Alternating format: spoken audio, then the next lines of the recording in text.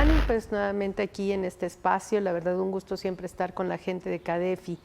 En esta ocasión vamos a hablar de estas cartas de invitación que nos han llegado seguramente muchos de nosotros por inconsistencias entre la información contenida en los CFDIs que hemos emitido o recibido con las declaraciones que hemos presentado. El SAT ahora sí se puso a trabajar como loco las computadoras y entonces empezó a comparar las declaraciones anuales o mensuales contra los CFDIs emitidos, pues tanto los emitidos por nómina como los emitidos por tipo de ingreso, los recibidos en el caso de las deducciones autorizadas, y empezó a mandar un montón de invitaciones. Esto lo hizo con base en algunas nuevas atribuciones que le dieron con la reforma fiscal para este año, para 2021, y pues está ejerciendo esas facultades, enviando precisamente esas invitaciones. Y pues la verdad es que luego sí nos ponen unos sustos pues buenos, porque de repente vemos así diferencias estratosféricas que no percibimos que pudieran existir. Y bueno, hay que aclararlas. Muchas de ellas no son más que simples aclaraciones a la autoridad que no necesariamente implican el pago de diferencias. Entonces yo les diría que pues mejor aclararlas, mandar la aclaración para efectos de que no haya ningún problema, ¿no? Entonces, en este caso, pues vamos a hablar precisamente de esas inconsistencias que ha detectado la autoridad. Vamos a hablar del marco jurídico que le concede estas atribuciones al SAT en cuanto al Código Fiscal de la Federación, y vamos a hablar, digo, algunas no necesariamente están en ese marco jurídico todas, pero las vamos a comentar. Por ejemplo, hablamos de obligaciones omitidas que el SAT nos invita a corregir, las diferencias en el entero del ISR retenido por sueldos y salarios, diferencias por ingresos declarados, diferencias en las deducciones autorizadas, en materia de PTU pagada, y pues vamos a ir concluyendo en cada uno de estos casos cuáles pueden ser los caminos a seguir. Obviamente, esto nos va a llevar a que tarde que temprano vamos a tener que hacer conciliaciones. Yo creo que al final de cada año, como parte de nuestros papeles de trabajo al elaborar la declaración anual, pues resulta que tendríamos que incluir una conciliación de los CFDIs emitidos y recibidos con las deducciones autorizadas. O sea, no nada más a través de la conciliación contable entre el resultado contable y el resultado fiscal, que es uno de los papeles de trabajo y es uno de los anexos de la declaración anual, sino también a nivel de comprobantes, para evitar o para saber cuáles son esas diferencias que podemos tener, o tener ya listo todos los documentos para que cuando el SAT nos haga este tipo de invitaciones podamos inmediatamente hacer las aclaraciones correspondientes. Entonces creo que uno de nuestros nuevos papeles de trabajo tiene que ir orientado a estas conciliaciones en materia de comprobantes. Y pues bueno, si les parece, vamos a iniciar sin mayor preámbulo, ¿no? Entonces empecemos con el marco jurídico que tienen estas invitaciones. De entrada, el marco jurídico que presenta la autoridad en sus invitaciones son el artículo 33, fracciones 1, 3 y 4, incisos B y C del Código Fiscal de la Federación. Además, y el último párrafo de la fracción cuarta de ese artículo 33, además del artículo 63 del Código Fiscal de la Federación. Entonces, en este caso, el artículo 33 se reformó en 2021 para facultar a la autoridad en estas facultades que le concede para, en teoría, proporcionar asistencia a los contribuyentes para el cumplimiento de sus obligaciones fiscales y promover el cumplimiento de las obligaciones fiscales. Pues dentro de estas atribuciones, que me parece que la más importante es la de la fracción cuarta, incisos B y C, está precisamente, que esta fracción cuarta se modificó para 2021, está precisamente la de promover el cumplimiento en materia de presentación de declaraciones, así como las correcciones a su situación fiscal mediante el envío de propuestas de pago o declaraciones prellenadas, que eso pues ya lo hemos vivido particularmente en los últimos años con los nuevos formatos de declaraciones anuales. Comunicados para promover el cumplimiento de sus obligaciones fiscales, precisamente cuando nos mandan una invitación, una carta de invitación para presentar obligaciones omitidas, pues en ese sentido están ejerciendo estas facultades. Y comunicados para informar sobre inconsistencias detectadas o comportamientos atípicos.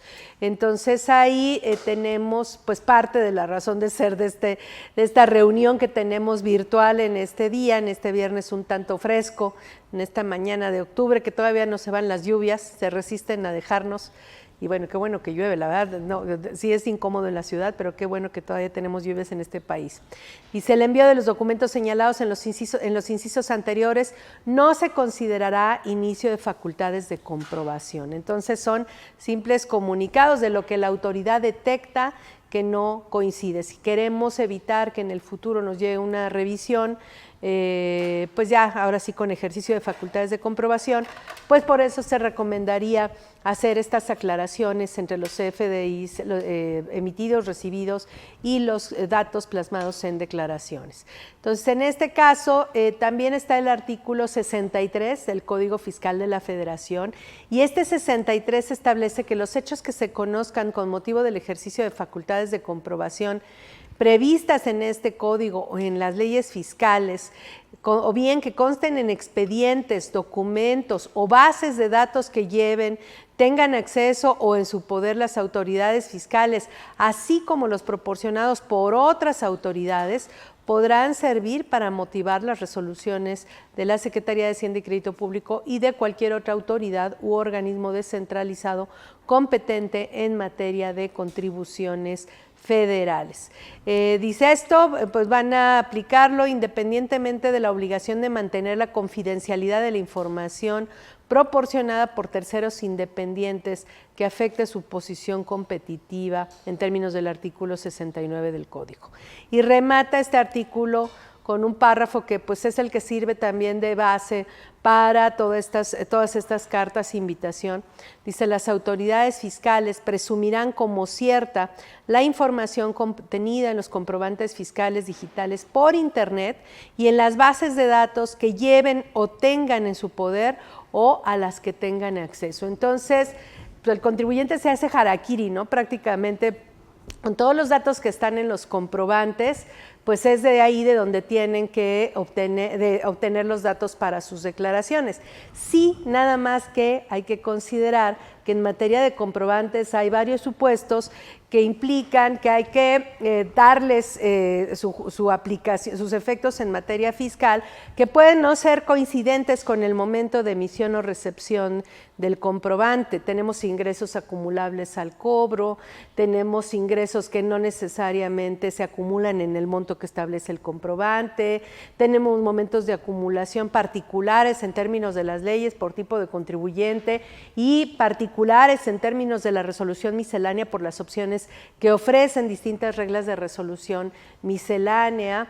Tenemos en el caso de deducciones, pues obviamente hay deducciones amparadas no por CFDIs, sino estamos hablando, por ejemplo, en el caso, por ejemplo, de las compras de importación, que pues están amparadas por un comprobante, obviamente, de un emisor del extranjero, pero también por el pedimento de importación. Tenemos muchos ingresos y deducciones que en este sentido no van a coincidir con los comprobantes emitidos y recibidos. He ahí la necesidad de revisar estos puntos y ver cuáles pueden ser las diferencias que podemos tener en este sentido y armar nuestra conciliación de comprobantes emitidos y recibidos en términos de todo lo que vamos a comentar a lo largo de este curso.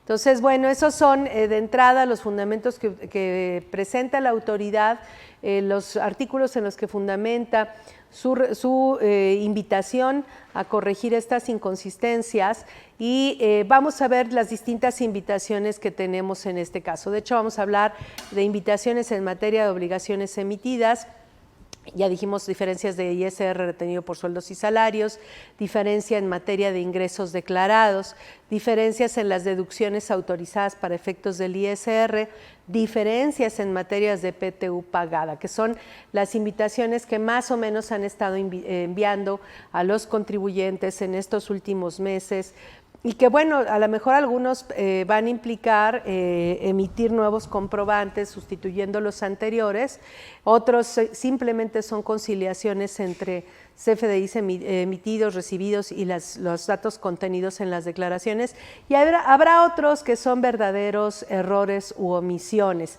que habrá que pues simplemente corregir o revisar para ver qué fue lo que sucedió en este caso. Entonces, pues si les parece, ya una vez que hemos hablado del marco jurídico, pues vamos a empezar con todo esto. Obviamente no podemos iniciar este tema si no hablamos antes de los comprobantes fiscales. Aquí estoy remitiéndome a la guía de llenado del CFDI versión 3.3, la última versión que está en la página del SAT.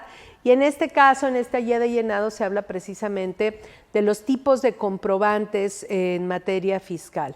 Y en este caso, pues obviamente se habla de los CFDIs tipo ingreso, que pues son los que se obtienen, los que emiten los contribuyentes por la obtención de ingresos. Y bueno, habla de enajenación de bienes, prestación de servicios, arrendamiento, honorarios, donativos, incluyendo cualquier enajenación que se realice en operaciones de comercio exterior, claro que ahí con el complemento de operaciones de comercio exterior, y los complementos que en su caso procedan en cada caso, como puede ser, por ejemplo, para las donatarias autorizadas, pues el complemento también de donativos, etcétera, todos los complementos que se utilizan hoy por hoy, ¿no? El que está entrando en vigor, el de la carta aporte, que va a entrar ya de manera obligada el 1 de enero, pues también ese tipo de complementos es a los que me referiría, ¿no? Tenemos el comprobante de egresos. Bueno, el comprobante de ingresos, pues obviamente la obligación de emitir comprobantes por los ingresos o actividades que se realizan, pues esa obligación está contenida en la Ley del Impuesto al Valor Agregado, en la Ley del Impuesto sobre la Renta, en fin, en distintas disposiciones. Hoy por hoy, hay casos todavía que no tienen la obligación de emitir comprobantes, los que obtienen el ingreso no tienen la obligación de emitir comprobantes, claro que son un tanto aislados, pero sí existen. Estaríamos hablando, por ejemplo, de los sindicatos, que hoy por hoy no tienen la obligación de emitir comprobantes ni de llevar contabilidad en términos de la Ley del Impuesto sobre la Renta, en el capítulo 3 de personas morales con fines no lucrativos. En ese caso, pues ellos no emiten comprobantes por la obtención de esos ingresos. En el título tercero, pues creo que son de los pocos que quedan en ese caso. En el título segundo, pues todos los que tributan, las personas morales que tributan en el título segundo, pues todas están obligadas a emitir comprobantes por los ingresos que obtienen en términos de la Ley del Impuesto sobre la Renta. En este caso, también, yéndonos al tema de las personas físicas, pues en salarios, si bien es cierto que el trabajador no emite un comprobante por los ingresos que obtiene, es el patrón el que emite el CFDI de la nómina, que es precisamente otro comprobante que de los emitidos en este caso por el patrón. Dice que es un CFDI en el que se incorpora el complemento de pago de nómina, que debe emitirse por los pagos de remuneraciones de sueldos, salarios y asimilados. Entonces, en este caso, si bien es cierto que el trabajador no emite el comprobante, quien lo emite pues es el patrón. De todas maneras, la operación está sustentada por un CFDI. Honorarios, actividades empresariales, arrendamiento de bienes, en todos esos casos, honorarios, arrendamiento y enajenación, actividades empresariales, esos tres, pues sí tienen la obligación de emitir comprobantes, honorarios y actividades empresariales en términos del capítulo 2 de la ley del ISR. Y arrendamiento de inmuebles, pues también en términos de la Ley del Impuesto sobre la Renta en el título 4, capítulo 3. Sin embargo, en el caso de enajenación de bienes, cuando estas operaciones no son actividades empresariales, no constituyen actos de comercio, no son actividades empresariales, no constituyen parte de la actividad comercial cotidiana de la persona física. En ese caso, la enajenación de bienes, si son bienes inmuebles, la enajenación de bienes inmuebles en términos del capítulo de enajenación de bienes, capítulo cuarto del título cuarto, no se emite el comprobante por parte del enajenante. Sabemos que quien tiene la obligación de emitir el comprobante fiscal de esa operación es el fedatario público que interviene en la operación. Él es el que al emitir su recibo de honorarios al cliente al que realiza esta operación de compra-venta, en los datos de su recibo de honorarios ahí trae un complemento y ahí vienen los datos de la transacción. O sea, finalmente, a pesar de que el enajenante no tiene la obligación de emitir ese comprobante, de todas formas la operación está amparada por un CFDI que no emite el enajenante, pero que lo emite el fedatario público en el cobro de sus ingresos con los datos de la enajenación, y que es requisito obtener ese complemento, porque si no, el comprador, cuando quiera vender en el futuro ese bien inmueble, pues no va a poder hacerlo, no va a poder deducir el costo de adquisición por no haber obtenido el comprobante en el momento de la adquisición, ¿no? No lo va a poder deducir al momento de la venta. Eso es enajenación de bienes inmuebles. Enajenación de bienes muebles, el artículo 126 de la Ley del Impuesto sobre la Renta obliga al vendedor de bienes muebles que no son actos de comercio, que no son actividades empresariales, los obliga en todos los casos a expedir CFDIs por esas enajenaciones. Estamos hablando de la venta de autos usados, estamos hablando de la plata de la familia, de un cuadro, de joyas, estamos hablando de la venta de acciones, que no cotizan en bolsa. El vendedor de las acciones sí tiene que emitir un CFDI por la venta de esas acciones. Entonces, hay todos los bienes muebles que se enajenen en términos del capítulo cuarto, del título cuarto de la Ley del Impuesto sobre la Renta por personas físicas que no realizan actividades empresariales, sí tienen que emitir CFDIs. Obviamente no en el caso, por ejemplo, de operaciones que cotizan en bolsa, que están reguladas por el artículo 129 de ese título cuarto, ahí sí no establecen esa obligación por operaciones que cotizan en bolsa, pero sí en enajenación de bienes muebles, incluso acciones que no cotizan en bolsa. Tenemos también ingresos por adquisición de bienes. En el capítulo quinto, ahí pues no hay un comprobante por la persona que obtiene el ingreso. Estamos hablando de los tesoros, de los donativos, estamos hablando de las ventas por abajo del valor de mercado, de las adquisiciones de bienes por prescripción, en ese caso. Entonces, ahí sí hay varias operaciones que a lo mejor no van a estar amparadas por un CFDI, pero son los casos menos comunes, son los casos que no están relacionados a lo mejor tanto con la actividad empresarial. Algunos de ellos quedan cubiertos, en el caso, por ejemplo, de las compras por abajo del valor de mercado, una compra de un bien inmueble por abajo del valor de mercado, una compra de un bien mueble por abajo del valor de mercado. En el caso de esas operaciones, pues muy probablemente el vendedor va a tener la obligación de emitir el CFDI, o si se trata de una venta de una compra de bienes inmuebles barata, pues ya sabemos que el fedatario público, al intervenir en la operación, al emitir su recibo de honorarios, tuvo que haber incluido el complemento con los datos de la transacción. Pero sí va a haber operaciones en el capítulo de adquisición de bienes que no van a quedar cubiertas. En el caso de intereses, si bien es cierto que a lo mejor la ley del ISR no establece la obligación de expedir comprobantes, pues tenemos la contraparte. Si es el banco el que me paga los intereses, pues el banco me debe expedir un CFDI de retenciones al final del año.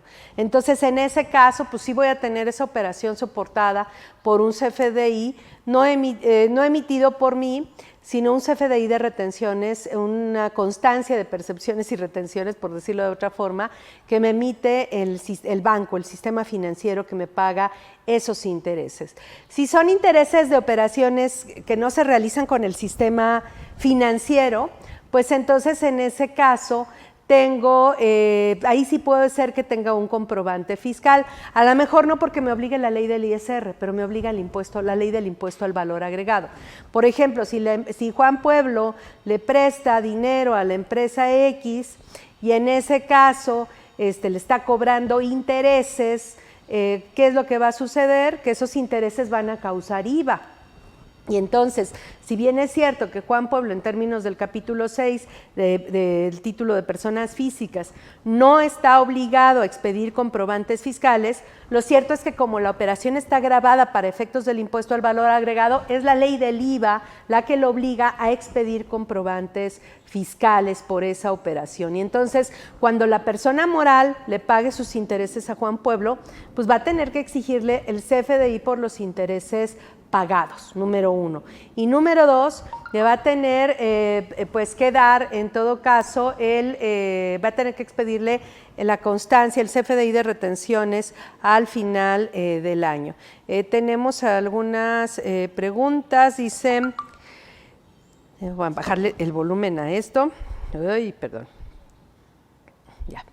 Dice Laura Velázquez, dice, buenos días, en el visor de nóminas nos aparece un listado de CFDI con los que la autoridad estima un subsidio, con los que la autoridad estima un subsidio que en algunos casos no guardan consistencia para el mismo trabajador en diferentes periodos. ¿Cómo dar seguimiento a esas diferencias? ¿Qué nos sugiere hacer? Bueno, nos estamos adelantando un poco, pero de todas formas sí les respondo. Hay que recordar que ya el año pasado tuvimos el ajuste al subsidio para el empleo. Recordemos que entraron en vigor los nuevos campos del CFDI de la nómina para el ajuste al subsidio en el empleo.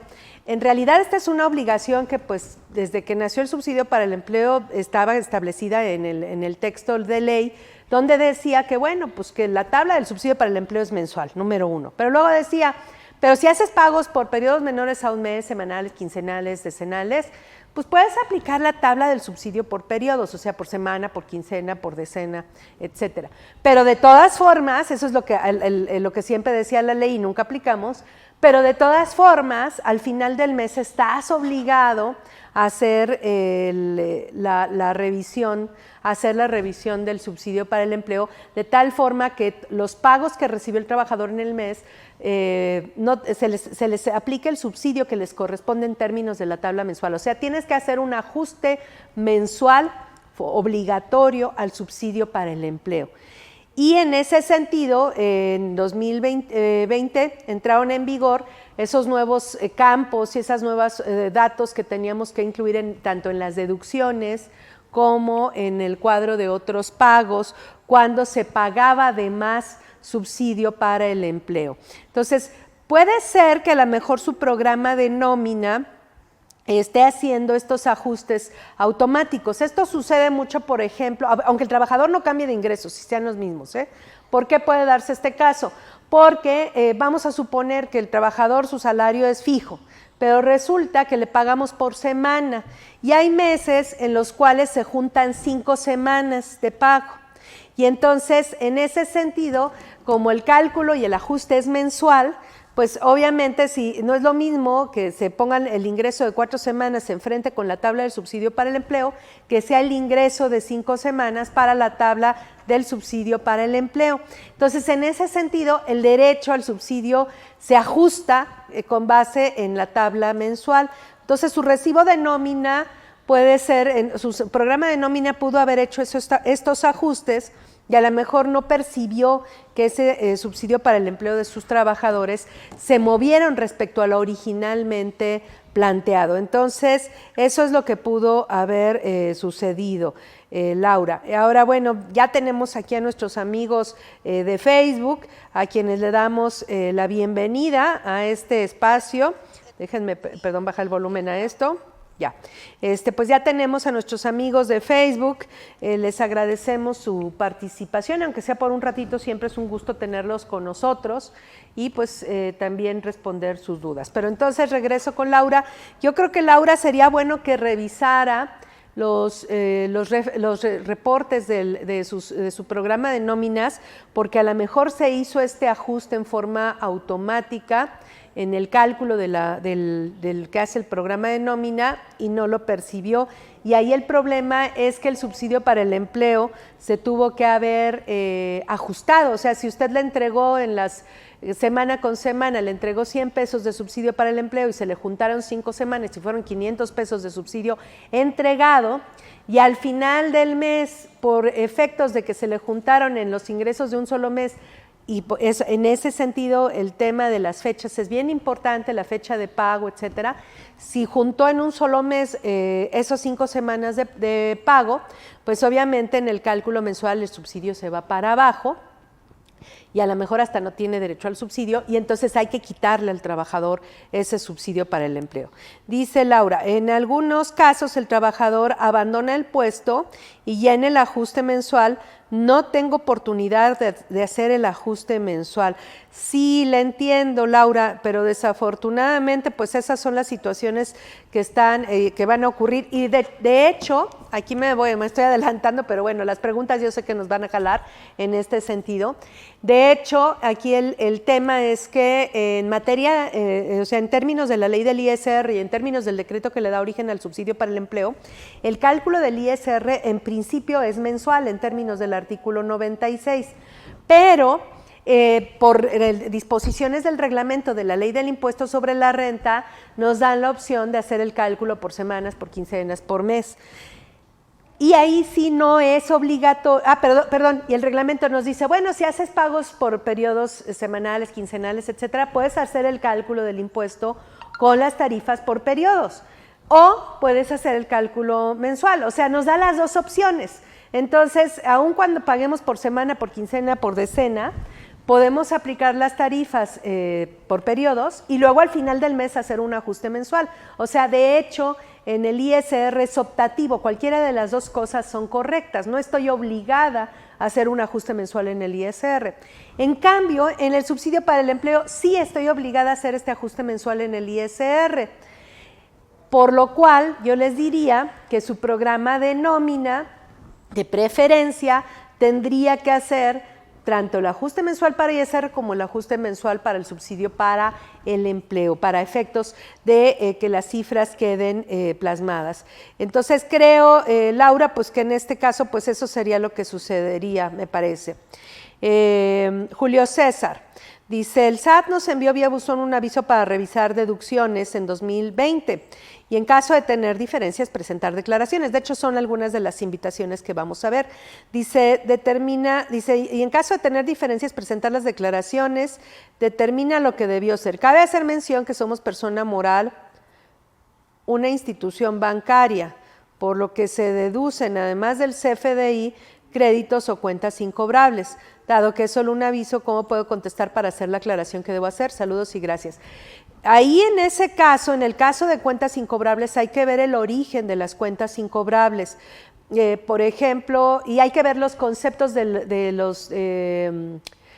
método, de la forma de pago, perdón, del CFDI, porque sí hay algunas que pudieron haberse aplicado. Por ejemplo, yo el año pasado precisamente tuve un caso de una persona moral que tuvo una cuenta incobrable, pues no me recuerdo, fueron 3 millones o algo así, fue una cantidad fuerte.